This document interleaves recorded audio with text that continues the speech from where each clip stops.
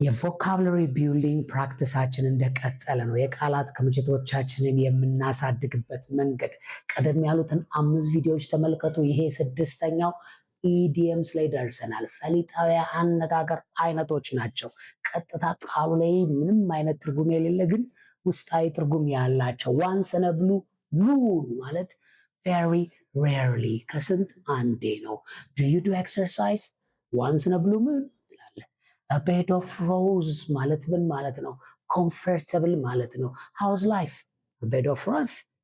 piece of cake very easy በጣም ቀላል ማለት ነው። ፈተና እንዴት ነው? a piece of cake ማለት ይቻላል። under the weather means feeling sick ነው። እንዴት ነህ ዛሬ ሲባል I'm under the weather ካልክ ትንሽ አሞኛል አይነት ነው። hit the nail on the head ሚስማሩን አናቱ ላይ በለው ሳይሆን do or say something exactly right ነው። አንድን ነገር በትክክል ማድረግ ነው። so hit the nail on the head